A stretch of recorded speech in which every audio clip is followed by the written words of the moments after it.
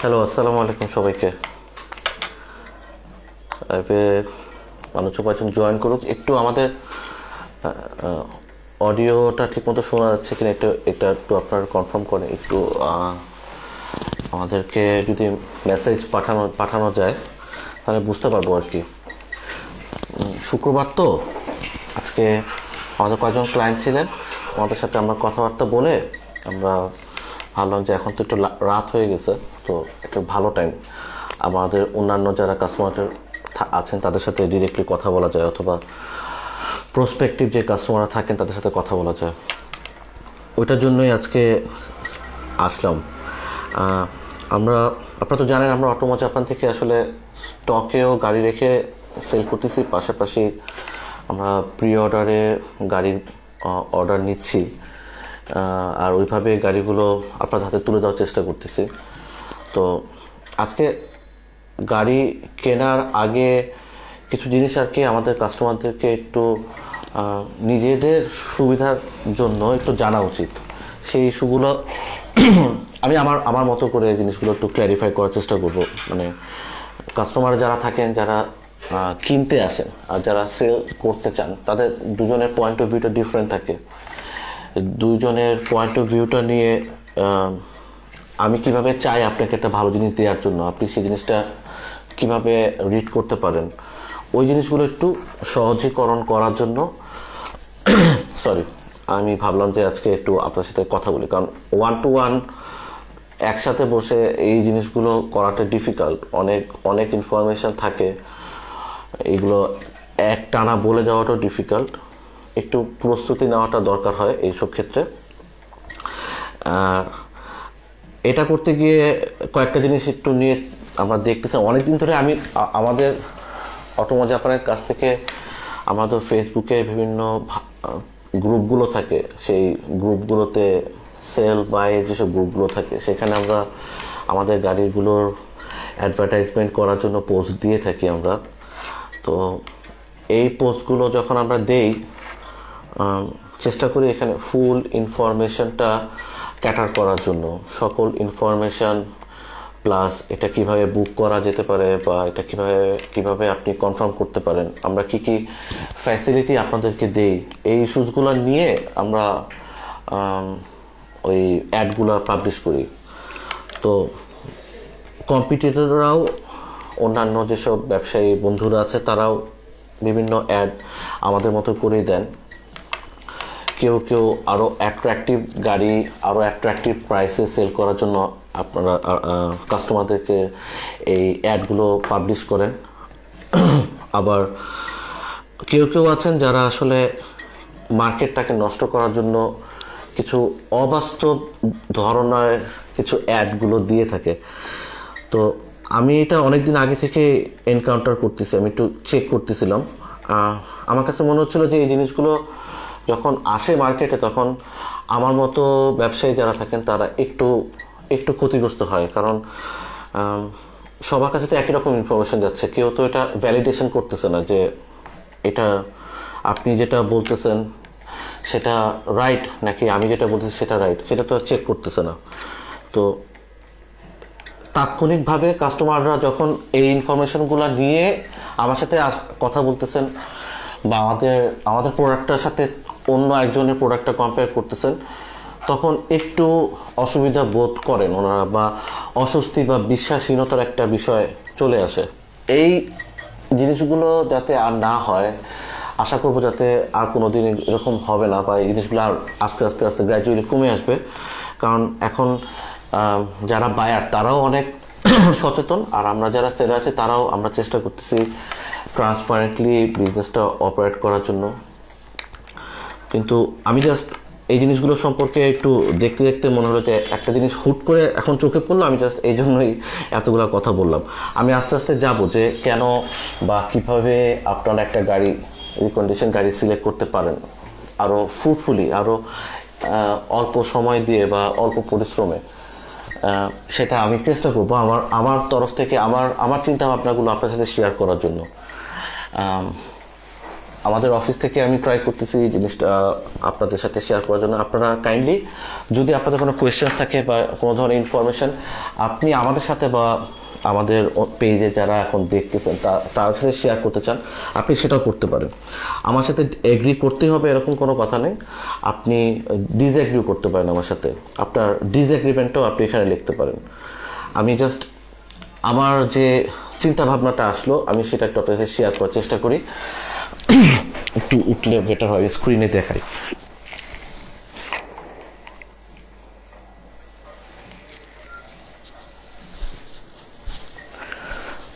দেখানো যায় কিনা, এটাকে একটু জুম করে বেটার হবে, তাই না? জুম করে গেছে?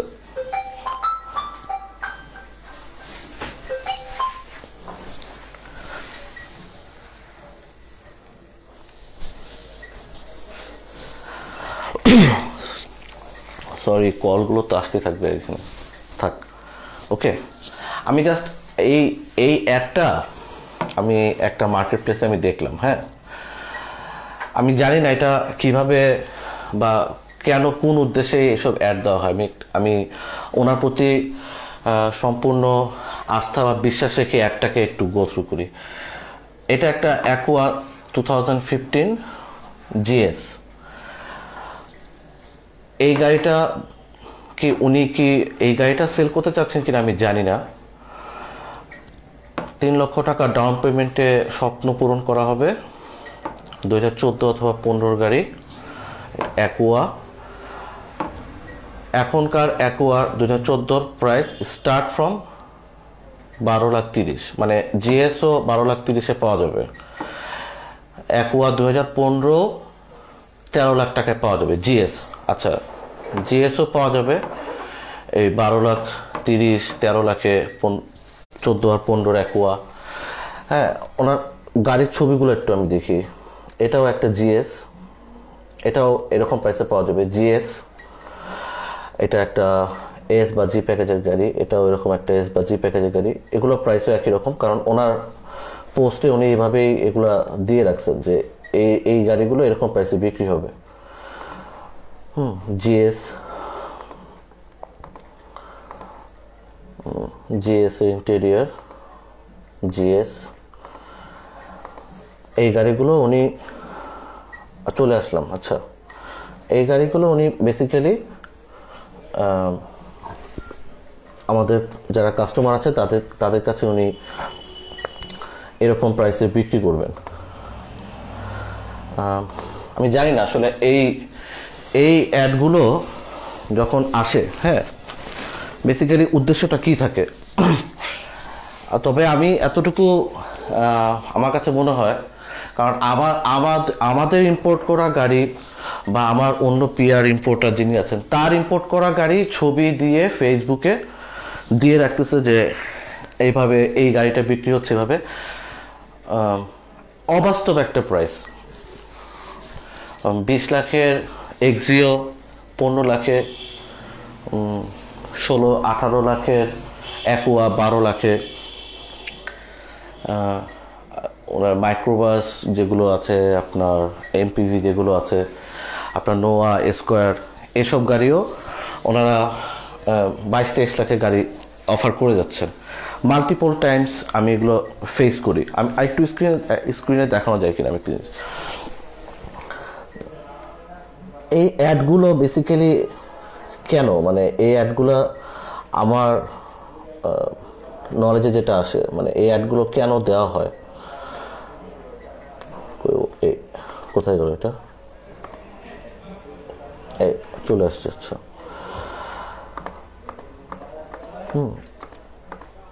আমি যখন একটা ছবি দিচ্ছি আমার জেনুইন, আমার যে অ্যাকোয়া অথবা আমার অন্যান্য যে গাড়িগুলো, সেটা ছবি দিচ্ছি, আমরা সেখানে কাস্টমাররা কোয়েশ্চেন করেন, আমরা চেষ্টা করি তাদেরকে প্রাইস ইনফরমেশন বা গাড়ির প্রেজেন্ট লোকেশনটা বলে দেওয়ার জন্য। আর কিছু কিছু অ্যাড থাকে এরকম যে এভাবে জিএসের ছবি দেওয়া থাকবে, আপনি মাত্র 3 লক্ষ টাকা ডাউন পেমেন্ট দিলেই আপনি 12,30,000 বা 13 লাখে আপনাকে 2014 বা 15 জিএস দিয়ে দেওয়া হবে।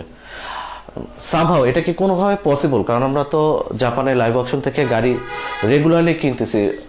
যখন আমরা এভাবে লাইভ অকশন থেকে গাড়ি কিনতেছি, এই এই গাড়িগুলো আমি জানি না, মানে এই গাড়িগুলোই ওনারা দিচ্ছেন। ছবিগুলো হয়তো আমার অন্যান্য ফ্রেন্ড যারা থাকেন, যারা গাড়ি কিনতেছেন, অথবা আমাদের পিআর ইম্পোর্টার যারা আছে তারা গাড়ি কিনতেছেন, তাদের গাড়িগুলো নিয়ে ছবিগুলো দিয়ে একসাথে মিলিয়ে এরকম র্যান্ডম কোনো স্পেসিফিক কোনো গাড়ি না, র্যান্ডম একটা অ্যাকুয়া এই জিএস এক্স আরবান যেটা যেভাবে পাবে এইভাবে দিয়ে গাড়িগুলো প্রত্যেকটা ইনফরমেশনের মধ্যে ল্যাকিং, কোনো প্রপার কোনো গাড়ির ছবি থাকবে না এখানে। মানে এই ছবিগুলো দিয়ে কাস্টমারকে লোভ দেখানো আর প্রলুব্ধ করা ছাড়া আসলে কোনো উপায় নেই। এটা ছাড়া আর কোনো কারণ নেই। সরি, আপনি বারবার এই ধরনের অ্যাডগুলো যখন আসবে, একজন জেনুইন ইম্পোর্টার, একজন জেনুইন বিজনেসম্যান যিনি ফেসবুকের মার্কেট প্লেস ব্যবহার করে এগুলো কাস্টমারের কাছে পৌঁছানোর চেষ্টা করতেছেন, তারা প্রত্যেকবার এগুলোতে কোয়েশ্চেন ফেস করবে বায়ারদের কাছ থেকে যে কেন ওনারা তো 12 লাখ টাকা অ্যাকুয়া কিনতে দিচ্ছে, আপনি কেন 13 লাখ টাকা 14 লাখ টাকা অ্যাকুয়া দিতে পারেন না। তো আমি আমাদের কাস্টমারদেরকে বলবো, আপনারা যারা নতুন গাড়ি কিনতে যাচ্ছেন, প্রতিদিনই এরকম বেশ কিছু ঘটনা ঘটতেছে। আপনি যদি একটু খোঁজ খবর রাখেন, আপনার যারা ব্যবসায়ী আছে সবাই কিন্তু আপনার কাছে গাড়ি সেল করে ব্যবসা করতে চায় না। ওনারা সবাই দেখবেন যে যারা ইম্পোর্টার থাকেন বা জেনুইনলি ব্যবসা করছেন, তারা সবাই আপনাকে ইনফরমেশন দিয়ে হেল্প করা ট্রাই করবে। কেউ এমন থাকবে না যে আপনাকে ট্র্যাপে ফেলে, মানে জেনুইন যারা তারা কেউ অবশ্যই আপনাকে ট্র্যাপে ফেলে ব্যবসা করতে চাবে না। তো ইনফরমেশনগুলো নিলে দেখবেন যে আসলে প্রাইসটা কত, জেনুইন প্রাইসটা কত, মার্কেটে কোয়ালিটি টু কোয়ালিটি ভ্যারি করে কীরকম প্রাইস আসতেছে। বাট যখন এই ধরনের ইস্যুসগুলো থাকে, এইরকম অ্যাড যাবে, আর আপনি যদি এই ধরনের অ্যাড দেখে মার্কেটটাকে বোঝার চেষ্টা করেন যে হ্যাঁ অ্যাকুয়া তো আসলে 12 লাখ 13 লাখে পাওয়া যায়, তাহলে আমি 12 লাখ 13 লাখে একটা অ্যাকুয়া কিনতে পারি। অ্যাকুয়া আবার অ্যাকুয়া না, অ্যাকুয়া জিএস। তখন আপনি একজন জেনুইন বিজনেসম্যানের কাছে যাবেন, উনি আপনার কাছে 18-19 লাখ টাকা বলবে, তখন আপনার কাছে অ্যাব্রাপ্ট মনে হবে। আপনার কাছে মনে হবে যে উনি তো আসলে অনেক বেশি দাম চাচ্ছেন, অনেক লাভ করতেছে, 2 লাখ 4 লাখ টাকা লাভ করে ফেলতেছে। এইরকম যারা দিচ্ছেন তাদের মেইন অবজেক্টিভ, সোফার আমি যতটুকু বুঝতে পারি, ওনারা ট্রাই করেন কাস্টমারদেরকে তাদের ব্যবসা প্রতিষ্ঠানে নিয়ে এসে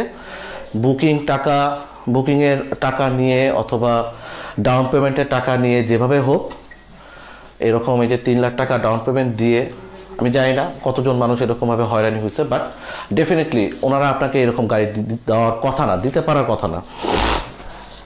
আমি অন্যান্য যারা আমার ক্লোজ পিপল আছে তারা এই জিনিসগুলো আরও স্পেসিফিকলি হয়তো রেন্ডার করতে পারবে, বলতে পারবেন যে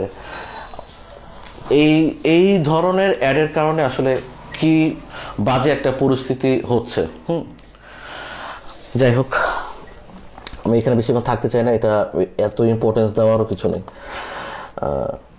জাস্ট আপনাদের শেয়ার করলাম, আপনারা যখন এগুলো চিন্তা করবেন এ ধরনের গাড়ি কেনার সময়, হ্যাঁ, তখন একটু সচেতন হয়ে এই গাড়ি ক্রয় করার ডিসিশনটা নেবেন। সরি, হুট করে লাইভে আসলাম তো, ওই জন্য। আচ্ছা, আমাকে একটা দিও তো, আমি একটু চেক করি কি অবস্থা।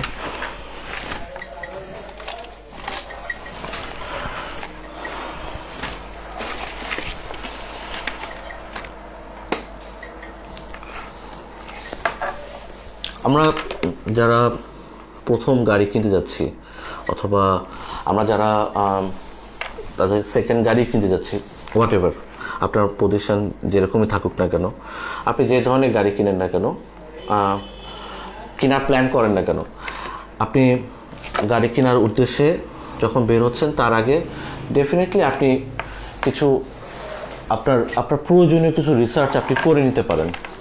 এবং এই রিসার্চটা ইম্পর্টেন্ট। আপনি রিসার্চ করবেন, ইনফরমেশন নেবেন, বাট ইনফরমেশনটা ফুল নেবেন।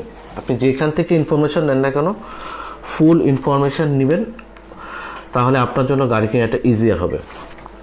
আপনি গাড়ি কেনার আগে আমার পার্সোনাল যে জিনিসটা আমি আমার কাস্টমারদেরকে আমি যেভাবে বোঝানোর চেষ্টা করি সেটা হচ্ছে গিয়ে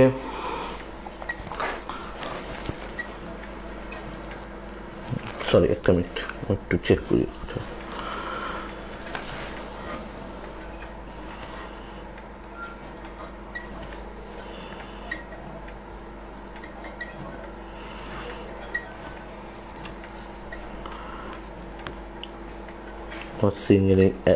মেসেজ ওকে। আমরা গাড়ি কেনার সময় আমি আমার কাস্টমারদেরকে বলি যে আপনারা যখন গাড়ি কিনবেন তখন কেনার আগে ডিসিশনটা নেওয়ার আগে ম্যাটেরিয়াল কন্টেন্টে ফোকাস করেন। ইম্যাটেরিয়াল ইস্যুসগুলো আপনি চাইলে ওই ফোকাসের বাইরে নিয়ে আসতে পারেন। আপনি যখন ইম্যাটেরিয়াল ইস্যু বলতে আমি বোঝাচ্ছি হচ্ছে গিয়ে ম্যাটেরিয়াল কন্টেন্ট বলতে বুঝাই, তাহলে আরও বেটার হবে। ম্যাটেরিয়াল কন্টেন্ট বলতে আমি আরও ফোকাস করি যে গাড়িটার হেলথ কেমন, গাড়িটার কন্ডিশন কেমন, গাড়িটা কীরকম মাইলেজের, কোন প্যাকেজের, হ্যাঁ, গাড়িটার কী কালার, এগুলো আমার জন্য ম্যাটেরিয়াল। আমি গাড়িটা যেই পারপাসে ব্যবহার করব সেই ওই পারপাসটা মিট করবে কিনা গাড়িটা, এটার ইউটিলিটিটা কীরকম হবে, এটার সার্ভিস মেনটেনেন্স ইস্যুসগুলো কীরকম হবে, এগুলো আমার জন্য ম্যাটেরিয়াল কন্টেন্ট। গাড়ির ভিতরে নেভিগেশন প্লেয়ারটা আছে কি নাই, নেভিগেশন প্লেয়ারটা কোন কোম্পানির, বা এটা কি অন্য কোনো নেভিগেশন প্লেয়ার দিয়ে এটাকে রিপ্লেস করা যায় কি না, গাড়ির ভিতরে অ্যাডভান্স কী আছে, এই জিনিসগুলো আমার মনে হয় আপনারা মানে খুব বেশি ফোকাস করলে, হ্যাঁ, তখন আপনার জন্য ম্যাটেরিয়াল কন্টেন্ট থেকে হয়তো সরে যাবেন। এনিওয়ে, আমি যেটা এখানে বলতে চাই সেটা হচ্ছে গিয়ে আপনি যখনই গাড়ি কিনতে যাবেন, রিকন্ডিশন গাড়ি আমাদের মার্কেট থেকে, এটা বেটার হচ্ছে গিয়ে আপনি আপনার পারপাসটাকে আগে ফিক্স করেন। আমি যে গাড়িটা নিব এই গাড়িটা আমার কি পারপাস বা ইউটিলিটিটা কি হবে সেটা আগে ফিক্স করেন। সেই পারপাসটাকে বেস্ট মিট করতে পারে যে গাড়িগুলো, সেইগুলো আপনি দেখেন। এখানে টাইপটা ইম্পর্টেন্ট। আপনার যদি মনে হয় যে আপনার ইউটিলিটি পারপাসটা একটা সেডান কার দিয়ে মিট করা যায়, তাহলে আপনি সেডানই নেবেন। আপনার হ্যাচব্যাক বা স্টেশন ওয়াগন অথবা এমপিভি দেখার দরকার নেই। এটা যতই ভালো হোক, যতই আপনার বাজেটের ভিতর থাকুক, কারণ সেটা তো আপনার ইউটিলিটি ম্যাচ করবে না। আরেকভাবে যদি দেখি, কেউ যদি মনে করেন যে না আমার আসলে প্রপার একটা 7 সিটার একটা গাড়ি লাগবে, আমরা সবসময় 7 সিটার গাড়ি লাগবে, এটা হলো রেন্টে দিব, সেক্ষেত্রে তো আপনার সেডান বা হ্যাচব্যাক দিয়ে পারপাস সার্ভ হবে না। স্টেশন ওয়াগনও হয়তো বা 7 সিটার আছে, সেগুলো হয়তো বা কাজ করবে না। তখন আপনার যদি মনে হয় যে আপনি একটা 7 সিটার নেবেন, MPV is the best option. আপনি এটা দেখার পরে যদি আপনার গাড়ির টাইপটা আপনি ফিক্স করতে পারেন, তখন আপনি দেখলেন যে অ্যাভেলেবেল অপশন, এই টাইপের অ্যাভেলেবেল অপশন গাড়িগুলো কোথায় পাওয়া যায়, কি গাড়ি আছে। লাইক সেডানের ভিতরে আমি হয়তো এক্সিও পাচ্ছি, অ্যালিয়ন পাচ্ছি, প্রিমিও পাচ্ছি, গ্রেস পাচ্ছি, আদার যে গাড়িগুলো আছে সেগুলো পাওয়া যাচ্ছে। কমন কি গাড়ি পাচ্ছি, আপনি যখন ওটা ফিক্স করে নিয়ে আসবেন, তখন আপনি দেখলেন যে হ্যাঁ, আমি এখন এটার মধ্যে কোন প্যাকেজটা আমি নিতে পারি, এই প্যাকেজটা আমার পারপাসটাকে মিট করতেছে বা তার থেকে বেশি কিনা, বা আপনার পছন্দের জায়গায় এটা, ওই প্যাকেজটা যদি মিট করে আপনি তখন প্যাকেজটা সিলেক্ট করে নিলেন।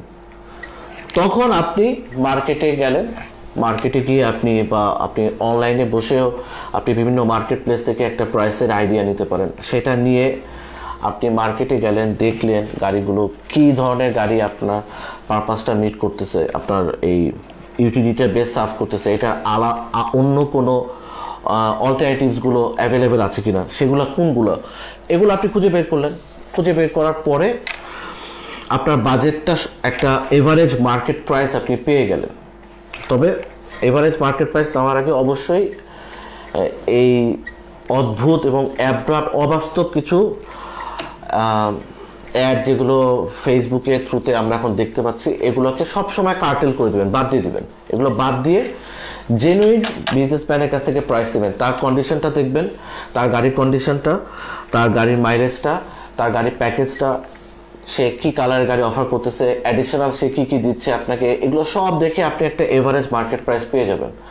তারপরে আপনি যে কোনো ভালো জায়গা থেকে, যে জেনুইন ইম্পোর্টার অথবা জেনুইন বিজনেসম্যান, যার প্রপার ডকুমেন্ট আছে, যার একটা একটা অফিস লোকেশন আছে, যাকে ট্র্যাক করা যায়, ট্রেস করা যায়, এরকম একটা কোম্পানির কাছ থেকে আপনি একটা গাড়ি কিনলেন, এমন একজন মানুষের কাছ থেকে গাড়ি কিনলেন যে হয়তো ব্রোকার, যে হয়তো আপনার কাছে গাড়িটা, আপনার টাকাটা নিয়ে ভেঙে চলে যেতে পারে, এরকম মানুষের কাছ থেকে গাড়ি কেনার দরকার নেই। আপনি তার স্ট্যাটাসটা দেখলেন, একটা পেজ আছে থাকলেই যে তার কাছে কিনতে হবে এরকম না।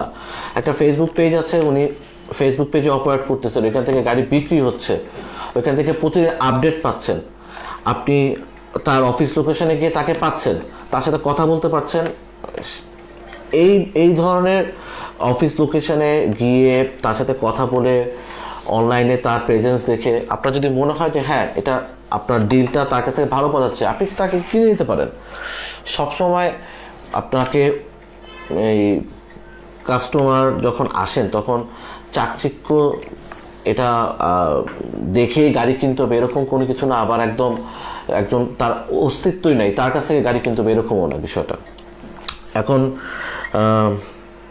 আমি একটা জিনিসটা শেয়ার করতে চাই, সেটা থেকে আমাদের যে গাড়িগুলো আমরা বিক্রি করি স্টকের, এই গাড়িগুলো সম্পর্কে আমাদের কিছু কাস্টমারদের কিছু অবজারভেশনস থাকে।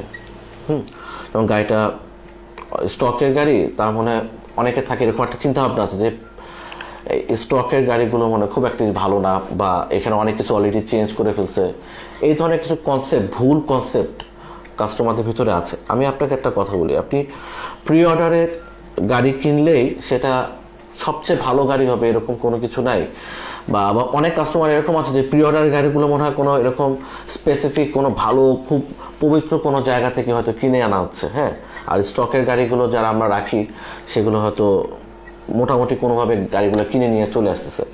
আমি আপনাদের একটা কনফার্ম করি, আপনি প্রি অর্ডার হোক অথবা স্টকের গাড়িগুলোর ক্ষেত্রে হোক, আমরা সব সময় লাইভ অকশন থেকে গাড়ি অথবা আপনার ওয়ান প্রাইস মার্কেট থেকে গাড়ি আমরা কিনে নিয়ে আসতেছি। সেই গাড়িগুলো কোয়ালিটি ইকুয়ালি ভালো। আপনি যখনই স্টকের গাড়িগুলো দেখবেন, আপনার যদি তার ওই রিকোয়ারমেন্টগুলো ম্যাচ করে এবং আপনার বাজেট যদি কমফোর্টেবল হয় আপনার জন্য, আপনি স্টক থেকে গাড়ি নিয়ে নিতে পারেন, কোনো সমস্যা নেই। এরকম কোনো কেস যদি হয় যেখানে আপনি আপনার রিকোয়ারমেন্ট খুঁজতেছেন, খুবই স্পেসিফিক কিছু রিকোয়ারমেন্ট নিয়ে আপনি মার্কেটে ঘুরতেছেন, কিন্তু আপনি রিকোয়ারমেন্টটা ম্যাচ করতে পারতেছেন না, বা আপনার বাজেট রিকোয়ারমেন্ট খুবই স্পেসিফিক, এই বাজেটের ভিতরেই কিনতে হবে, খুবই কনস্ট্যান্ট বাজেট, তখন আপনি চাইলে প্রি অর্ডার দিকে যেতে পারেন। প্রি অর্ডার থেকে গাড়ি কিনতেই হবে এরকম, বা প্রি অর্ডার থেকে গাড়ি কিনলেই ভালো হবে এই ধারণা থেকে বের হয়ে আসেন। স্টকেও আলহামদুলিল্লাহ সবাই ভালো গাড়ি রাখার চেষ্টা করে, যারা ভালো গাড়ি অফার করতে তাদের গাড়ি বিক্রি হচ্ছে। আপনি প্রি অর্ডার থেকে নেন অথবা আপনি স্টক থেকে নেন, গাড়ি যখন দেখবেন গাড়িটার জেনুইনিটি কনফার্ম করার জন্য আপনি অকশন শিটটা চেক করে নেন, অকশন শিটটা আপনি ভেরিফাই করে নেন, দ্যাটস ইনাফ। আমার কাছে মনে হয় না এর বাইরে কোনো কিছু দেখার আছে। আর আপনার খুব মেজর বা ম্যাটেরিয়াল কোনো ইম্প্যাক্ট আপনার হবে না এই বাইং ডিসিশনে, যদি আপনার রিকোয়ারমেন্টটা স্টকের গাড়ির সাথেই আপনি ম্যাচ করে ফেলতে পারেন। যখনই আপনি এই গাড়িটা মার্কেট থেকে কিনতে যাচ্ছেন, তখন কিছু ভুল ইনফরমেশন, বা আমি এটাকে বলবো কিছু কনসেপ্ট, হয়তো বা যেহেতু আপনি হয়তো কিছুদিন ধরে এটা নিয়ে অ্যানালাইসিস করতেছেন বা রিসার্চ করতেছেন, এই ইনফরমেশনগুলো হয়তো আপনার কাছে প্রপারলি বা ফুল ইনফরমেশন আপনার কাছে আসতেছে না। আমরা অনেক সময় পাশের মানুষের দ্বারা বা অন্য ইউজার দ্বারা তাদের কথাবার্তায় প্রভাবিত হই। উনি হয়তো একটা রাইট ইনফরমেশন দিচ্ছেন, বাট ইনফরমেশনটা আপনি অন্যভাবে রিসিভ করতেছেন, এটাও হয়। তো আপনি যখন ইনফরমেশন নেওয়ার চেষ্টা করবেন তখন ফুল ইনফরমেশনটা বোঝার চেষ্টা করবেন, তাহলে আপনার জন্য গাড়ি কেনাটা ইজিয়ার হবে। কারণ এখানে অনেক ধরনের ইস্যু থাকে। আমাদেরকে কাস্টমার যখন ফোন করে বলেন যে অ্যালিয়ান বা প্রিমিও অথবা পার্টিকুলার একটা গাড়ি, যে কোনো একটা এক্সিও, এটা 2016 গাড়ির প্রাইস এখন কেমন চলতেছে, হ্যাঁ, বা 16 জি প্যাকেজের গাড়ি নেব ব্ল্যাক কালার, কেমন প্রাইস হবে। আমাদের পক্ষে কিন্তু বলা অসম্ভব আনটিল আনলেস এই গাড়িটা আমার কাছে স্টকে আছে। আমি চাইলেই একটা গাড়ি স্টকে আছে, আমি যে কোনো প্রাইসে বিক্রি করতে পারি। কিন্তু একটা গাড়ি যে গাড়িটা এখনো কেনা হয় না, আপনার জন্য প্রি অর্ডার করে কিনতে হবে, সেই গাড়িটার প্রাইসিংটা জাপানের অকশন মার্কেট প্লাস আমার দেশের এখনকার সিচুয়েশনের উপর অনেক অংশে নির্ভর করে। আমি চাইলেই হুট করে একটা প্রাইস আপনাকে বলতে পারি না, আর এই প্রাইসটা বললেও ওটা ভুলও যেতে পারে, কারণ আপনি কখন গাড়িটা কিনবেন জাপান থেকে সেটা তো আমি জানি না। আপনার ডিসিশনটা আপনি হয়তো কালকে নিতে পারেন, হয়তো 1 মাস পরেও নিতে পারেন। এই জন্য প্রি অর্ডারের ক্ষেত্রে আপনার প্রাইসের এই আনসার্টিনিটিটা থাকবেই।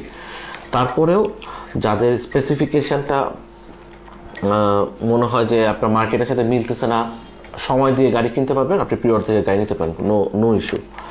আর এখানে আমরা কোনো পার্টিকুলার বিজনেস মডেলকে এটাকে বুস্ট আপ করার জন্য অথবা এটাকে ক্রিটিসাইজ করার জন্য আসিনি, কারণ আমরা দুই ধরনের বিজনেস মডেলকে আমরা প্রমোট করতেছি। আচ্ছা, এখন আমাদের কাছে যখন কাস্টমাররা আসেন তখন কয়েকটা ইস্যু আমি ফেস করি কাস্টমারের কাছে কমন। কিছু কাস্টমাররা থাকেন যারা জানেন যে আমি এই গাড়িটা কিনতে চাই, এই স্পেসিফিক মডেল, এই মাইলেজ হবে আমার গাড়িটা এরকম অকশন গ্রেড হবে, আমি এই ধরনের গাড়ি কিনতে চাই। এই কাস্টমাররা সাধারণত চায় যে তারা এই গাড়িটাই কিনবেন এই স্পেসিফিকেশনে, এর বাইরে উনি খুব বেশি তার রিকোয়ারমেন্টটা স্যাক্রিফাইস করবেন না। প্রবলেমটা হয়ে যায় তখন যখন বাজেটটা থাকে খুবই লিমিটেড বা খুবই কনস্ট্যান্ট একটা বাজেট থাকে। এই বাজেটটা যখন থাকবে তখন আপনি চাইলেও এই স্পেসিফিক রিকোয়ারমেন্টটা মিলানোটা একটু টাফ হয়ে যাবে।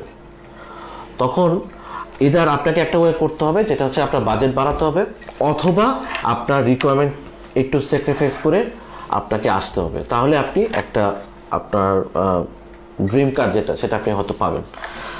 আবার কিছু কাস্টমার থাকেন যারা অল্টারনেটিভস নিয়ে আসেন, যে হয় এটা, না হলে আমি বি, না হলে সি, এই তিনটা ক্যাটাগরির গাড়ি আমি দেখব, যেটা আমার বাজেটকে স্যুট করে সেটাই। তাদের জন্য ডিল করা একটু ফ্লেক্সিবল হয়, ইজিয়ার হয়। হ্যাঁ, এখন কমপ্লেক্স সিচুয়েশনটা হয় কোথায়, যখন আপনি কিছু জিনিস হয়তো না বোঝার কারণে অথবা ফুল ইনফরমেশন না পাওয়ার কারণে আপনি হয়তো ভেবে রাখছেন যে না, এটা ছাড়া আমি নামবই না নিচে, এই ধরনের জিনিস ছাড়া গাড়িটা আমি কল্পনাই করতে পারতেছি না। এটার মধ্যে কমন যে দুইটা জিনিস, সেটা হচ্ছে কি অকশন গ্রেড এবং মাইলেজ। এখন অকশন গ্রেড বা মাইলেজ নিয়ে অনেক ধরনের মতামত আছে, বিভিন্ন ধরনের স্কুল অফ থটস আছে, একজন এক একভাবে ন্যারেট করে বোঝার চেষ্টা করে। আমি একটু কয়েকটা জিনিস একটু প্র্যাকটিক্যালি বোঝানোর চেষ্টা করব, যে এই জিনিসগুলো আমি আজকে একটু কালেক্ট করেছি, এগুলো করে ভাবলাম যে আপনার সাথে শেয়ার করি, তাহলে মনে হয় আপনার জন্য জিনিসটা বুঝতে একটু সুবিধা হবে। আমি চেষ্টা করতেছি যে আপনাদের সাথে ইনফরমেশন শেয়ার করার জন্য। আপনারা চাইলে আপনাদের নিজস্ব কোনো ধরনের চিন্তাভাবনা সেটা আপনি শেয়ার করতে পারেন, তাতে অন্য মানুষ যারা কিনা প্ল্যান করতেছেন তাদের হয়তো ইজিয়ার হবে। আমি একটু স্ক্রিনে যাই, স্ক্রিনে গেলে হয়তো জিনিসটা একটু বোঝানোর সুবিধা হবে।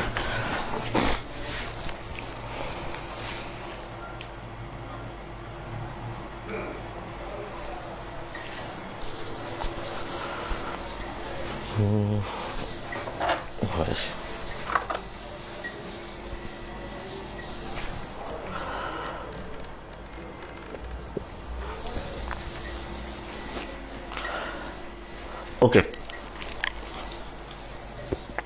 জুম তো হয়েছে তাই না? ফাইন।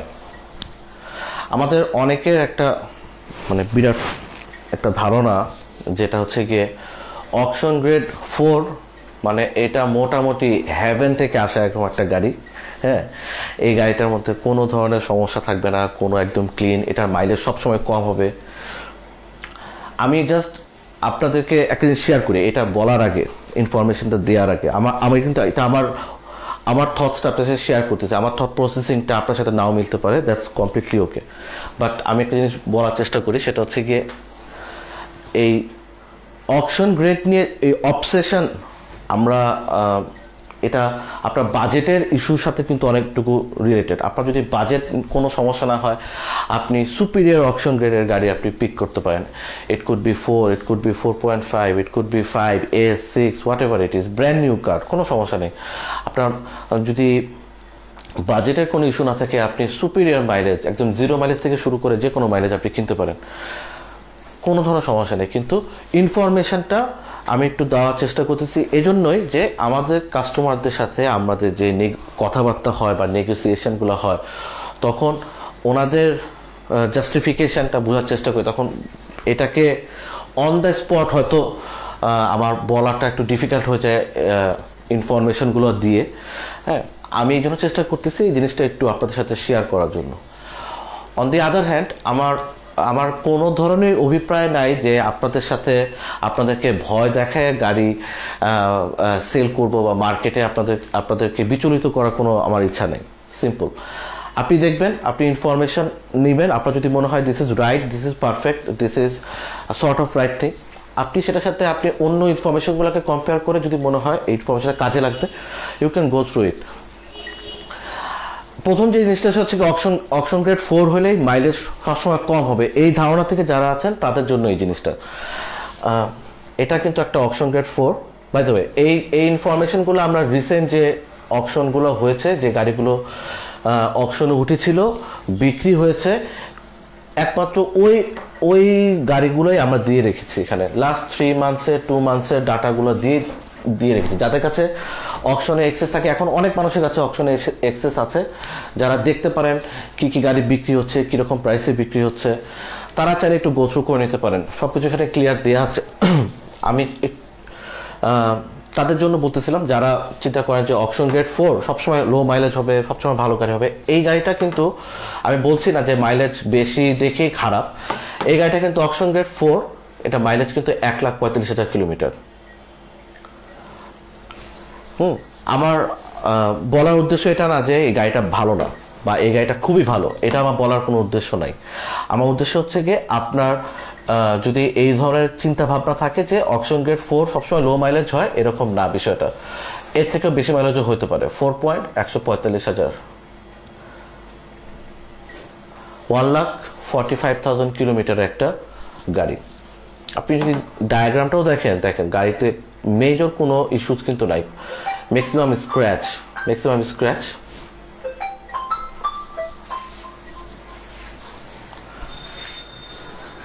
ওকে, কল আসতে থাকবে, থাক, ওইটা কন্ট্রোল করা যাবে না। 4 পয়েন্টের গাড়ি তো এই মাইলেজ আসতে পারে, গাড়িটা খারাপ না, গাড়িটা কিন্তু ভালো হতে পারে। আপনার যদি বাজেট কম থাকে, আপনি এই ধরনের গাড়ি সিলেক্ট করতে পারেন। আপনার যদি যে আগে যেরকম বললাম যে বাজেট যদি আপনার খুব কনস্ট্যান্ট থাকে, তাহলে তো আপনার গাড়ি সুপিরিয়র এই ধরনের গাড়ি আসবে না আপনার। তা এই জন্যই বলতেছি যে আপনারা যখনই চিন্তা ভাবনা করেন এরকম যে একটা 4 পয়েন্টের গাড়ি সবসময় লো মাইলেজ হয়, আমি এটা দেখানোর জন্য এটা নিয়ে আসলাম। হ্যাঁ, 4 পয়েন্টের গাড়িও লো মাইলেজ হয়। কীরকম? যেমন এই গাড়িটা, এটা 4 পয়েন্টের মাত্র 11,563, হয়তো খুব ভিজুয়ালটা হয়তো খুব বেশি ক্লিয়ার না, মাত্র 11,563 কিলোমিটার। এটাও কিন্তু 4 পয়েন্টের, কিন্তু এটা ব্লেমিশেসগুলো খুব বেশি না, অল্প কিছু স্ক্র্যাচ, একটা পিছনে ছোট dent, that's it.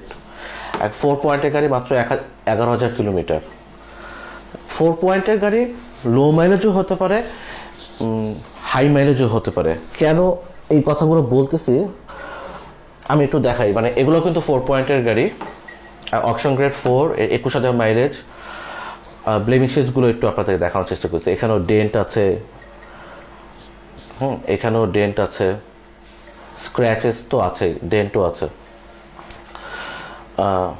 Interior exterior গ্রেডিংটাও C, গাড়ি ভালো আছে। এটাও একটা 4 পয়েন্টের গাড়ি, এটাও মাইলেজ কম। এখানে আবার রিপেয়ার মার্ক যোগ হয়েছে, তার মানে 4 পয়েন্টের গাড়িতে কিন্তু আপনার রিপেয়ার মার্কও আসতে পারে। 4 পয়েন্টের গাড়ি আপনার অকশন গ্রেডের গাড়িতেও রিপেয়ার মার্ক হয়। অনেকের কাছে মনে হয় যে auction grade 4 is clean, that clean যে আপনার কোনো কাজই করতে হবে না। হ্যাঁ, এরকম গাড়িও আসে, আবার কখনো কখনো এরকম গাড়িও আসে। আবার কখনো কখনো আমরা এরকম গাড়িও পাই যেটা অকশন গ্রেড 4, মাইলেজও কম, কিন্তু গাড়িতে আপনার রিপ্লেসমেন্টও থাকে। অনেকে কোশ্চেন করবেন যে ভাইয়া এইটাতে রিপ্লেসমেন্ট থাকলে তো এটা আর গ্রেডে হয়ে যাওয়ার কথা। আর গ্রেড মানে অ্যাক্সিডেন্টাল কার, হয়তো রিপ্লেসমেন্ট অথবা হাইলি মডিফাইড কোনো গাড়ি। আবার অকশন গ্রেড 4-এও আপনার এরকম রিপ্লেসমেন্ট থাকতে পারে, which is pretty normal, common. আমরা যখন গাড়িগুলো জাপান থেকে কিনে নিয়ে আসি তখন কিন্তু আমরা এরকম পাই। মানে এই গাড়িটা 4 পয়েন্ট, স্ক্র্যাচেস আছে B4, অনেক ইন্টেন্স একটা ডেন্ট আছে এখানে, হ্যাঁ। আবার এখানে আপনার রিপেয়ার মার্কও আছে, পিছনের বাম দিকের দরজাটা রিপ্লেস করা, এখানেও একটা বড় ডেন্ট আছে। তার মানে 4 পয়েন্টের গাড়িতে কিন্তু সব রিপেয়ার মার্ক এগুলো সবই আসে। আগের গাড়িগুলোর মতো যেটা বলতেছিলাম এরকম ছোটোখাটো স্ক্র্যাচ, ছোটো একটু রিপেয়ার মার্ক দিয়েও আসতে পারে। আবার এরকম ক্লিন গাড়িও আসতে পারে, শুধু স্ক্র্যাচ আছে, ছোট্ট একটা ডেন্ট আছে, এরকম আসতে পারে।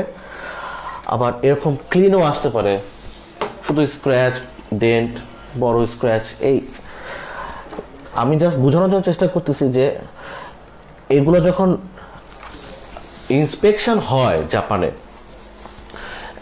তো শুধু এক্সিও বিক্রি করতেছে না একটা দিন, এখানে কিন্তু এক্সিওর পাশাপাশি অন্যান্য গাড়িও বিক্রি করতেছে, বিভিন্ন ধরনের গাড়িও বিক্রি করতেছে। তো এই অকশন হাউসে কিন্তু অনেক ইন্সপেক্টর প্রয়োজন হয়, কারণ গাড়িগুলো উনি ইন্সপেক্ট করবেন। তো এই ইন্সপেকশন যখন উনি করেন তখন কিন্তু ওনার যে স্ট্যান্ডার্ড প্রসিজিওর সেটা মেনটেন করে গাড়িগুলো উনি চেষ্টা করতেছেন যে মার্কিংগুলো করে দিয়ে এটার একটা অকশন গ্রেড বসায় দেওয়ার জন্য। তো একজন ইন্সপেক্টরের সাথে বা আরেকজন ইন্সপেক্টরের সাথে, একটা ইন্সপেক্টরের রেটিংয়ের সাথে আরেকজন ইন্সপেক্টর রেটিংয়ে কিছু গরমিল থাকতেই পারে, বাট এটা কোনো ম্যাটেরিয়াল ইম্প্যাক্ট পড়ে না। এই জন্যই যে অকশন গ্রেড 4 থাকলেই অবস্থা খারাপ, অবস্থা একদম খুব ভালো এরকম বিষয়টা আপনারা যদি ভেবে থাকেন তখন আপনার জন্য এই ধরনের গাড়িগুলো এই ধরনের গাড়িগুলো যখন আমরা দেখব, আমি যখন কাউকে এরকম একটা অকশন গ্রেড 4-এর গাড়ি অফার করব, ওনার জন্য ডাইজেস্ট করা অসম্ভব, হ্যাঁ। এই গাড়িগুলো একটু ডাইজেস্ট করা কষ্ট। আমি অকশন গ্রেড 4 দিলাম, মাইলেজও কম দিলাম, বাট এই রিপ্লেসমেন্ট দেখলেই, এরকম ডেন্ট দেখলেই হয়তো বা আপনার যেহেতু ফুল ইনফরমেশন নাই, অথবা ফুল ইনফরমেশন নিয়ে আপনি প্র্যাকটিস করেন নাই, আপনি হয়তো কারো কথা দ্বারা চিন্তা ভাবনা করে একটা গাড়ি কেনার জন্য গেছেন, তখন কিন্তু এই ধরনের জিনিস ডাইজেস্ট করা একটু ডিফিকাল্ট। তখন আপনি এটাকে বলবেন যে হয়তো বা অনেক কাস্টমার বলেন যে ভাই এটা অকশন শিটটা এটাকে টেম্পার করা হয়েছে, মাইলেজ অকশন শিটটাকে আপনার চেঞ্জ করা হয়েছে, এটা আসলে আর গ্রেডের গাড়ি ছিল। আপনি চেক করে নেবেন, যে কোনো জায়গা থেকে নেবেন, ব্লাইন্ডলি কাউকে বিশ্বাস করার দরকার নেই, যে কোনো জায়গা থেকে গাড়ি নিতে পারেন। গাড়ি যখন দেখবেন অকশন শিটে প্রত্যেকটা গাড়ির একটা চেসিস নাম্বার দেয়া থাকে। এই চেসিস নাম্বার ধরে আপনি, বাংলাদেশে এখন অনেক ব্যবসায়ী ভাইয়ারা যারা আছে তারা অনেক চেষ্টা করতেছেন এটা বাংলাদেশে ডেভেলপ করার জন্য, এবং অনেকে আলহামদুলিল্লাহ সাকসেসফুলও হয়েছেন। তারা তাদের ওয়েবসাইটে মাধ্যমে আপনি যদি চান, আপনি তাদের মাধ্যমেও আপনার অকশন শিটে ভেরিফাই করে নিতে পারবেন, এবং ওইটা জেনুইন ইনফরমেশনটাই আপনাকে দিবে। ঠিক একইভাবে আপনি অন্যান্য যেসব ওয়েবসাইট আছে, জাস্ট অকশন শিট ভেরিফিকেশন কথাটা গুগলে লিখলে আমার মনে হয় চলে আসবে, সবার ইনফরমেশনগুলো আপনি পেয়ে যাবেন। সেখানে আপনি এই চেসিস নাম্বারটা দিবেন, দিয়ে দেখে যাবেন যে এটা কি জেনুইন 4 ছিল নাকি আর গ্রেডের গাড়ি ছিল। যাই হোক, আমি এইগুলো কথা বলার একটাই কারণ, সেটা হচ্ছে গিয়ে আমরা যখন কোনো একটা কাস্টমারের বাজেট একটু কম থাকে তখন আমরা চেষ্টা করি যে একটা ভালো গাড়ি, কিন্তু অকশন গ্রেডটা হয়তো একটু ইনফেরিয়র, লাইক একটা 4 পয়েন্টের গাড়ি কিন্তু ওইটা হয়তো ওনার বাজেটে আসতেছে না, বা এই যেহেতু সবাই 4 পয়েন্টের চায়, সবাই কম মাইলেজের চায়, এটা তো একটা অকশন মার্কেট, এখানে সকল ধরনের প্রোডাক্টই উঠে, সকল ধরনের ব্যবসায়ীরাই তাদের গাড়ি সেল করার জন্য আসে, বিভিন্ন ডিমান্ডের বায়াররা এখানে আসেন। তো পার্টিকুলার কোনো গাড়ির বা কোনো ধরনের অকশন গ্রেড বা মাইলেজের উপর যদি আপনার ডিমান্ডটা বেশি চলে আসে, তখন কিন্তু এই গাড়িগুলো একটু সাধারণ গাড়ি থেকে বা একটু ইনফেরিয়র গাড়ি থেকে এগুলো ওভার প্রাইসেই সেল হবে, এটাই স্বাভাবিক এবং এটা হয়ও। এই জন্য কিন্তু এই গাড়িগুলো আমার বাংলাদেশে এসে আমার বেশি দামে আমাকে সেল করতে হবে। তো আপনি যদি মনে করেন যে আপনি 4 পয়েন্ট এফোর্ড করতে পারতেছেন না, তখন আমরা কাস্টমারদেরকে সাজেস্ট করি যে ভাই আপনি চাইলে একটা 3.5 গ্রেডের গাড়িও দেখতে পারেন। এটা যদি দেখাই, এটাও কিন্তু একটা অকশন গ্রেড 4, হ্যাঁ, এটা মাইলেজটাও বেশি।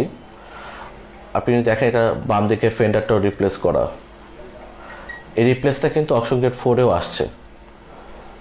এটার উইন্ডশিল্ড যেটা সামনের এই গ্লাসটাও বাংলাদেশে আসার পর রিপ্লেস করতে হবে, কারণ এখানে একটা ক্র্যাক আছে, বড় ক্র্যাক।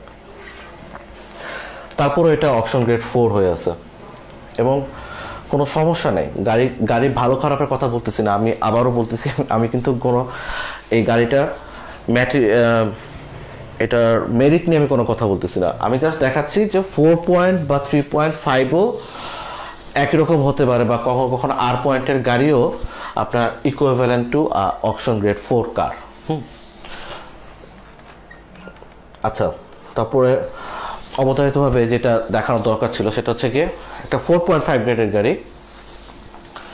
আচ্ছা, সবগুলা এক্সিও হওয়ার এটা একটা কারণ আছে। আমি সবগুলা এক্সিও দেখে যাচ্ছিলাম, দ্যাটস ওয়াই আমি সবগুলা এক্সিও বের করে নিয়ে আসছি। তো অন্যান্য গাড়ির ক্ষেত্রেও ডেফিনেটলি এটা অ্যাপ্লিকেবল, একইভাবে অ্যাপ্লিকেবল।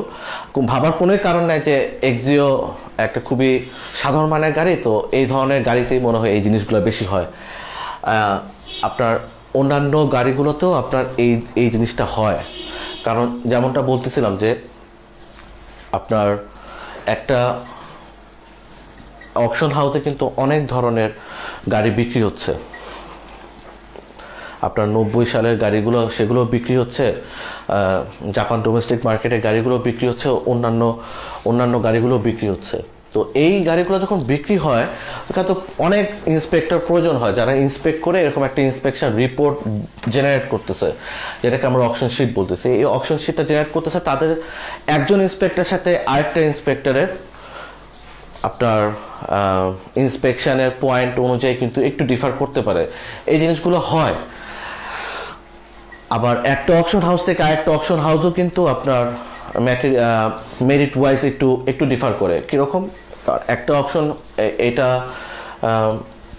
লাইক একটা টয়োটা অটো অকশন বা টিএ অকশন থেকে ইউএসএস অকশন, কেউ বলবে TA auction is very good, USS auction অনেক ভালো, এই অকশনটা খারাপ, ওই অকশনটা খারাপ। একই অকশনে আপনার বিভিন্ন মেরিটে অকশন ইন্সপেকশন হচ্ছে। হ্যাঁ, আমি এটা দেখাবো পরে, কিন্তু মানে আপনার জাস্ট একটা কথা ক্লিয়ার করার জন্য, সেটা হচ্ছে গিয়ে কিছু কিছু অকশন হাউস আছে জাপানে খুবই রিজিড। ছোট একটা ডেন্ট বা ছোট একটা ক্র্যাকের কারণে গাড়িটা 8 পয়েন্টের বা 3 পয়েন্ট বা 3.5 করে দিছে।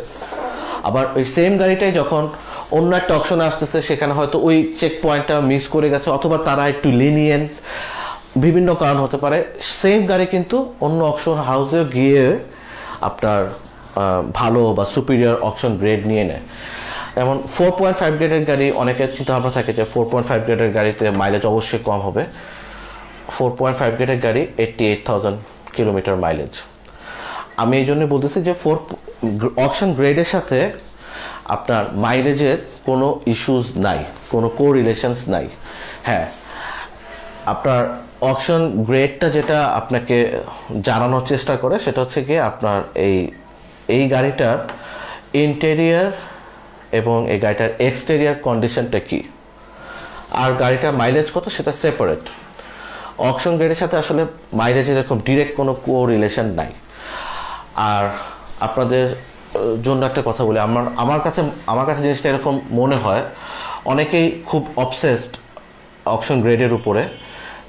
ওনারা ভাবেন যে আমি 4 বা 4.5-এর নিচে গাড়ি কেনাই যাবে না, এটা মোটামুটি পাপের সমপর্যায়ে চলে যায়।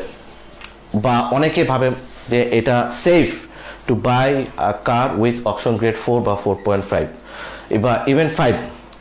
আবার অনেকে থাকে, আমি এটা দেখছি অনেকের এটা থাকে, আমি তাদের উইথ ডিউ রেসপেক্ট, সবার জন্য একই রকম, এক একজনের টেস্ট বা এক একজনের চাহিদা ডিফারেন্ট। সো সবার প্রতি রেসপেক্ট রেখে বলে। অনেকের আবার এরকমও থাকে যে এটা 4.5 হবে, ইন্টেরিয়ার এক্সটেরিয়ার দুইটাই এ এ হইতে হবে, অথবা দুইটাই বি বি হইতে হবে। ইন্টেরিয়ার গ্রেডিং দুইটাই বি বি হলে ভালো, বা দুইটাই এ এ ভালো, বা একটা এ একটা বি অ্যাকসেপ্টেবল। একটা 4.5 গ্রেডের গাড়িতে সি আসতে পারে, ইন্টেরিয়ার সি আসতে পারে, কোনো সমস্যা নেই। আর 4.5 গ্রেডের গাড়িও হাই মাইলেজের হয়। তো আপনার যদি মাইলেজ কনসার্ন থাকে, কারো গাড়ির মাইলেজ নিয়ে ইস্যু থাকে যে আমি হাই মাইলেজের গাড়ি কিনবো না, সেক্ষেত্রে আপনি যদি 4.5 গ্রেডের গাড়ি এরকম মাইলেজে পান, আপনি তো অবশ্যই নেবেন না। কিন্তু অন্য একজন কাস্টমার যার হয়তো বা মাইলেজে কোনো ইস্যু নাই, ওনার চিন্তাভাবনাতে হচ্ছে গিয়ে গাড়িটা ফ্রেশ হইতে হবে, উনি চাইলে তখন এই 4.5 গ্রেডের হাই মাইলেজের গাড়ি কিনতে পারে। এবং এই ধরনের গাড়ি সাধারণত অন্যান্য গাড়ি থেকে তুলনামূলক হয়তো বা কিছুটা কম প্রাইসে যাবে, কারণ হচ্ছে গাড়িটার মাইলেজটা একটু বেশি। বাট এটা সব সময়ের জন্য ট্রু না।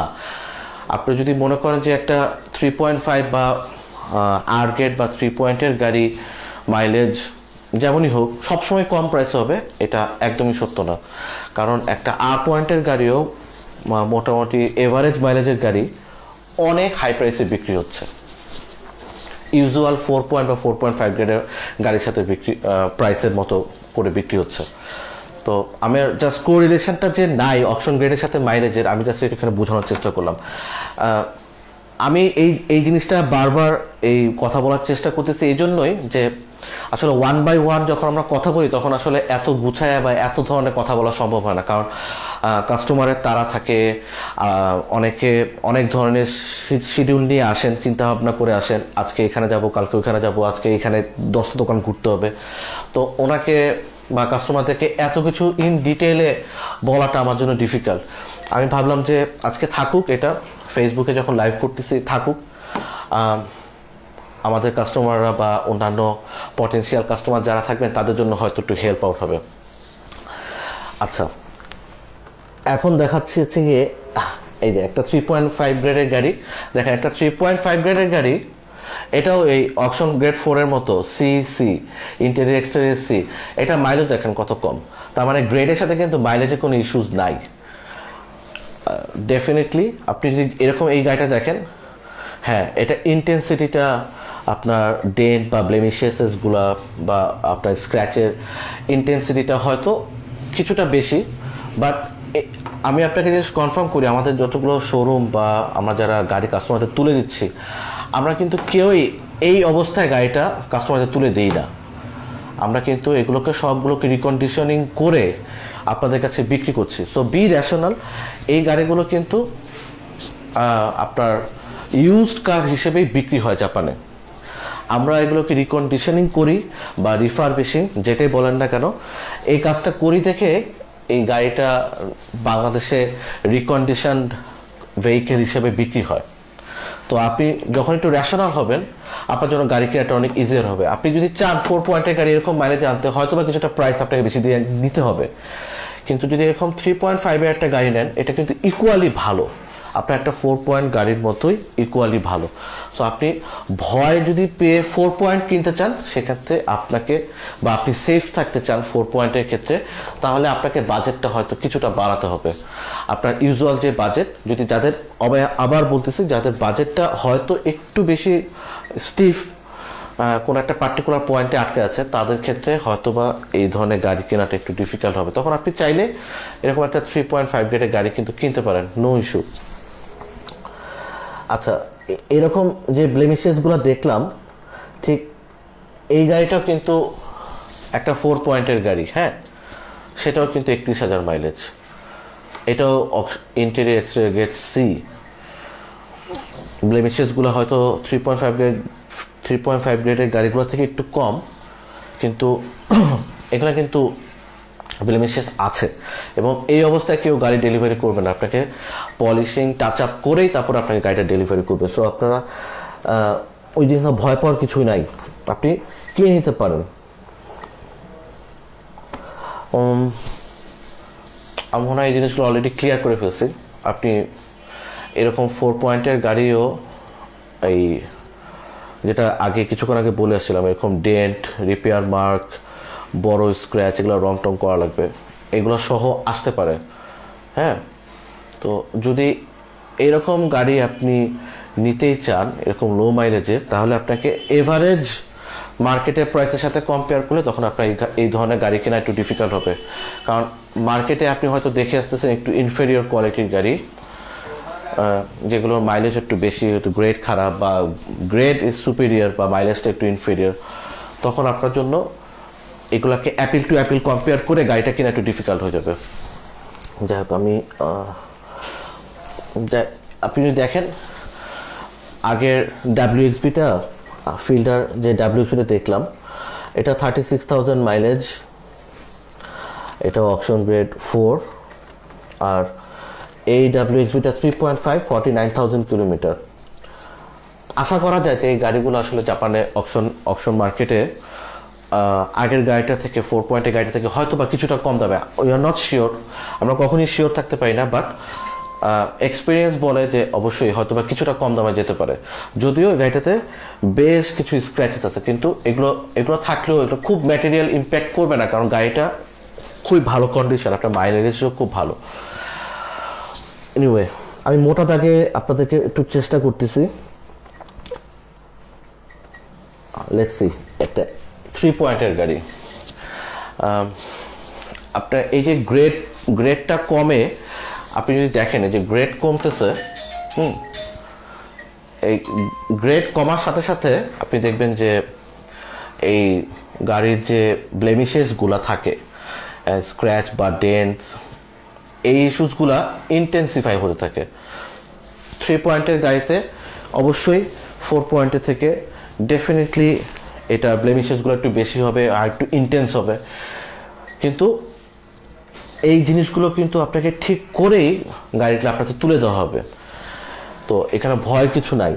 একটা খারাপ কোনো গাড়ি আপনি হয়তো দেখলেই বুঝতে পারবেন, যেমন এটা একটা 3 পয়েন্টের গাড়ি, এখানে আপনার বেশ কিছু ডেন্ট আছে, রিপ্লেসমেন্টও আছে।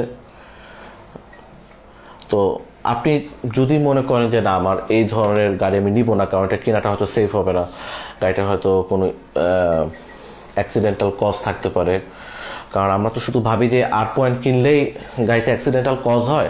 অ্যাক্সিডেন্ট অনেকভাবে হতে পারে। হ্যাঁ, আপনি একটা গাড়ি রাস্তাতে চলতেছে, একটা গাড়ির সাথে কলিশন হতে পারে, একটা গাড়িকে পাশাপাশি ধাক্কা দিয়েও সেই গাড়িটার বডি পার্টের সমস্যা হতে পারে। আবার একইভাবে একটা গাড়ি দাঁড়ায় আছে কোনো জায়গায়, উপর থেকে কোনো একটা অবজেক্ট পড়ে সেই গাড়িটাতে একটা বড় ডেন্ট হয়ে যেতে পারে। আবার আপনি গাড়ি পার্ক করতে গিয়েও অনেকে গাড়িতে কিন্তু ডেন্ট হয়ে যায়, সেটাও হতে পারে। এখন আপনার যদি মনে হয় যে আপনার এই ইম্প্যাক্ট গাড়িটার অকশন শিটটা যখন অ্যানালাইসিস করতেছেন, আপনার যদি মনে হয় যে এটার ইম্প্যাক্টে অ্যানালাইসিস করলেন, যে ইম্প্যাক্ট অ্যানালাইসিস করে যদি মনে হয় যে আপনার গাড়িটা কেনাটা সেফ হবে না, এটা হয়তো বা কোনো অ্যাক্সিডেন্টাল ইস্যুস থাকতে পারে, আপনি এটা নাই নিতে পারেন। কিন্তু আপনার ওই যে বললাম, যাদের বাজেট সবসময় ইউজুয়াল মার্কেট প্রাইসের থেকে, এভারেজ মার্কেট প্রাইস থেকেও কম, তাদের আসলে এই ধরনের গাড়িগুলো পিক করলেও কোনো সমস্যা নেই, আপনি কিনতে পারেন। যেমন এই গাড়িটা, এটা আপনি দেখেন, এই গাড়িটাতে 3 পয়েন্টের গাড়ি, এটা এক্সটেরিয়র অবস্থা খুবই খারাপ, আপনার অনেকগুলো ডেন্ট আছে এটাতে, আপনার পেইন্ট মার্ক হয়ে আছে, এগুলো আসলে রঙের কাজ করতে হবে পুরা গাড়িতে, আপনার কিছু ছোট ক্র্যাকও আছে। তো এই গাড়িটা কিন্তু আসলে খুব বেশি যে খারাপ অবস্থা সেটা না, কারণ এগুলা হয়তোবা আপনার ডেন্ট এবং পেইন্টে বা টাচ আপে হয়তো কিছু টাকা অন্যান্য গাড়ি থেকে 4 পয়েন্টের থেকে হয়তো অল্প কিছু টাকাই বেশি খরচ হবে, কিন্তু আপনি যদি মাইলেজ দেখেন, মাইলেজটা কিন্তু খুবই ভালো। আমি এই গাড়িগুলোকে একটু ফোকাস করি যে আপনি যদি মাইলেজটা একটু ভালো দেখে নেন, আপনি চাইলে এই ধরনের গাড়িগুলো আপনি নিতে পারেন, কোনো সমস্যা নেই, কারণ এগুলো ইকুয়ালি আপনার একটা 4 পয়েন্ট গাড়ির মতোই আপনাকে হয়তো সার্ভিস দিবে। তো এখানে যদি বাজেটের ইস্যু থাকে, বারবার বলতেছি, যদি বাজেটের ইস্যু থাকে আপনি কিন্তু চাইলে এই গাড়িগুলো নিতে পারেন, কোনো সমস্যা নেই। আমি মাইলেজটাকে অবশ্যই সবসময় প্রেফারেন্স দিই, আমি এটাকে কী বলবো, আমি অকশন গ্রেডে হ্যাঁ ফোকাস থাকে। যদি আমার ভালো বাজেট থাকে, আমি যদি মনে করি একটা ভালো বাজেটের গাড়ি আমি নিব, বিশেষ করে প্রি অর্ডারের ক্ষেত্রে আমি আমার কাস্টমারদেরকে বলি, আপনি চাইলে আপনি একটা ভালো বাজেটের ভালো মাইলেজ অকশন গ্রেডের গাড়ি নিতে পারেন, কোনো সমস্যা নেই। কিন্তু ওয়েন আপনার বাজেটটা আসলে একটু কম, তখন আপনি চাইলে এই ধরনের গাড়ি নিতে পারেন, কোনো সমস্যা। কিন্তু আমাদের এখান থেকে 3.5 আর পয়েন্টের গাড়ি আমরা কাস্টমারদেরকে দেখিয়ে তাদের কনসেন্ট নিয়ে তাদের সাথে ডিসকাস করে তারপরে গাড়িগুলো আমরা স্টকের জন্য বলেন অথবা পিরিয়ডের জন্য আমরা কিন্তু কিনেছি এবং গাড়িটা ডেলিভারি করেছি। আলহামদুলিল্লাহ গাড়িগুলো ভালো সার্ভিস দিচ্ছে, কোনো সমস্যা হচ্ছে না। এবং এটা মার্কেটে অন্যান্য গাড়ির ক্ষেত্রে অ্যাপ্লিকেবল, শুধু আমার গাড়িগুলোই ভালো এরকম না, অন্যান্য জায়গা যদি আপনি শোরুমে যান, ভালো বিজনেস পিপল যারা আছে তাদের কাছে যখন যাবেন, জেনুইন ইনফরমেশনটা আপনাকে সবাই প্রোভাইড করবে। তো আপনি যদি দেখবেন যে আপনি এরকম একটা গাড়ি দেখলেন, ওনারা অবশ্যই যারা ভালো ব্যবসায়ী তারা কখনোই আপনাকে এটা টেম্পারিং করে আপনাকে দিবে না, আপনাকে এটা ঘষা মাজা করে অকশন শিটে আপনাকে দিবে না, আপনাকে জেনুইন অকশন শিটটাই দিবে এবং আপনাকে বলেই দিবে। আমরা আসলে ওই পলিসিতে চলার চেষ্টা করি। গাড়িটা যেটা অরিজিনাল অকশন শিট, সেটা অরিজিনাল মাইলেজ, সেটা অরিজিনাল কন্ডিশন, সেটা কাস্টমারের সাথে আমরা সবসময় রিভিল করি। কোনো ধরনের স্বপ্ন পূরণের আশ্বাস দিয়ে স্বপ্ন ভাঙার কোনো কাজ অটোমো জাপান থেকে আমরা করি না। এনিওয়ে, আর শুরুর দিকে যেটা বলতেছিলাম যে আমি আজকে একটা সময় পেলাম, এই জন্য কথা হয়তো লাইফটা অত বড় হয়ে যাচ্ছে, বাট আপনাদের যদি কয়েকজন মানুষেরও যদি উপকার হয় এটা থেকে, আমি হয়তো এটার জন্য আমার ভালো লাগবে সবসময়। যে আর এই লাইফটা যখন থাকবে একটা রেফারেন্স হিসেবে থাকবে, যদি কারো কোনো ইনফরমেশন বা কোনো তথ্য মনে হয় যে কাজে লাগবে, আমাদের ভালো লাগবে। এনিওয়ে, আমি সবসময় অটোমো জাপান থেকে চেষ্টা করেছি যে একটা জিনিস ফোকাস করার জন্য, সেটা হচ্ছে গিয়ে দেখেন আমি কাস্টমারদেরকে একটা জুজুর ভয় দেখায় যে ভাই আপনি 4 পয়েন্টের গাড়ি ছাড়া নিয়ে নিন না, বা মাইলেজ 50,000 নিচে ছাড়া আপনি গাড়ি নিয়েন না, আপনি অমুক প্যাকেজ ছাড়া গাড়িটা নিবেনই না, ওগুলা ভালো হয় না, ওগুলা খারাপ হয়। আমি এরকম ভয় দেখানো আমি কোনো তো বিজনেস করি নাই, আর এই ভয় দেখায় বিজনেস করাটা আমার নীতির ভিতরে নাই। তো আমি চেষ্টা করি ইনফরমেশনটা যেটা থাকে সেটা ফুল দেওয়ার জন্য। আর কাস্টমারের সাথে একটা কথা শেয়ার করি প্রত্যেক দিনই, যখন কাস্টমার আমাদের অফিসে ভিজিট করেন, ফোনে কথা হয়, আমি ওদেরকে বলি যে আমার পার্সপেক্টিভ হচ্ছে গিয়ে ভ্যালু ফর মানি এনশিওর করা। আপনি 15 লাখ টাকা দিয়ে একটা গাড়ি কিনতে চান, XZEO new shape non hybrid, আপনি নেন ভাই, আপনি পাবেন, সবখানে পাবেন। আপনি মার্কেটে হাঁটলে হয়তো 10টা জায়গায় না পেলেও আপনি একটা জায়গায় পেয়ে যাবেন। 15 লাখ টাকা দিয়ে আপনি বুঝে নেন যে আপনি 15 লাখ টাকা দামেরই গাড়ি কিনতেছেন। 15 লাখ টাকা দিয়ে আপনি 17 লাখ টাকার গাড়ি আপনাকে কেউ দিবে না। এত ভালো মানুষ এখন পর্যন্ত পৃথিবীতে পয়দা হয় নাই। সবাই মোটামুটি ব্যবসা করতে আসে, লাভ করতে হবে, লাভ না করলে তো গ্রোথ হবে না, গ্রোথ না হলে তো বিজনেস আগানো যাবে না। তো সাস্টেনেবিলিটির জন্য হলেও আমরা যারা ব্যবসায়ী আছেন তারা ব্যবসা করবেন।